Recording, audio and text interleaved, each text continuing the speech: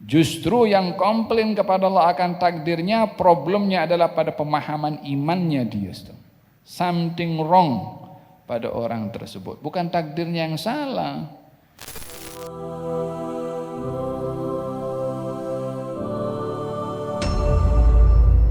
Bagaimana hendak berdamai dengan takdir, bangkit dari sejarah keluarga yang broken, serta menghadapi anxiety dan depression yang teruk? Adakah dibolehkan berdoa untuk mati dalam iman jika itu dirasakan terbaik?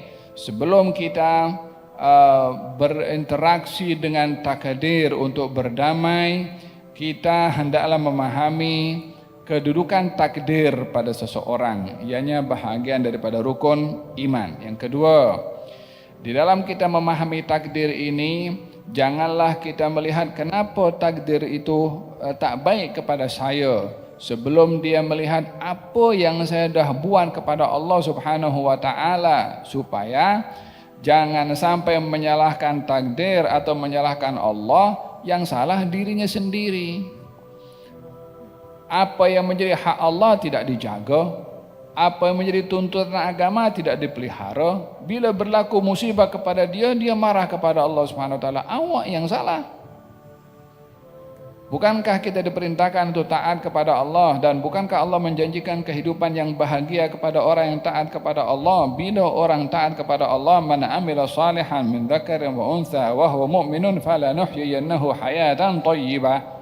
Orang beriman, beramal saleh, laki-laki atau perempuan, Allah akan bagi kepadanya kehidupan yang baik, kehidupan yang senang, kehidupan yang nyaman, kehidupan yang tumakninah. Tak ada dia akan komplain kepada apa saja, hatta hidupnya susah. Justru yang komplain kepada Allah akan takdirnya, problemnya adalah pada pemahaman imannya dia.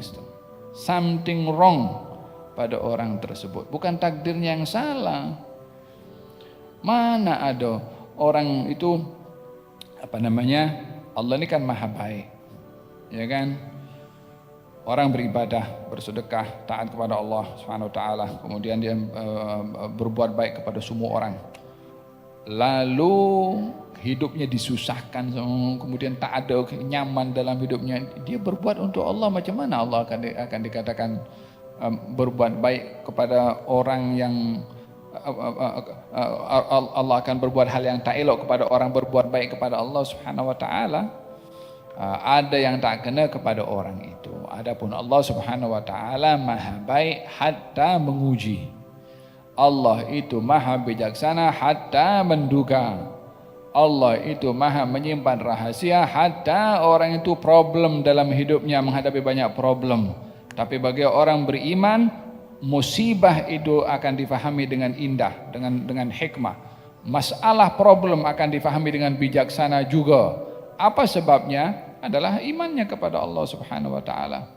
Yang hidup dalam masalah dan problem dan musibah ini bukan kita seorang aja, semua para anbiya pun berhadapan dengan masalah juga. Tapi mereka menyikapinya dengan bijaksana, dengan iman, dengan bermuhasabah, dan juga mencari apa yang disuruh oleh Allah ketika berhadapan dengan masalah. Faham dong? Jadi permasalahannya pada takdir baik itu sebab masalah keluarga, redha kepada ketentuan Allah Subhanahu wa taala dan bermuhasabah untuk kita memperbetulkan diri kita dalam bermuamalah dan berinteraksi dengan Allah Subhanahu wa taala. Bukankah Allah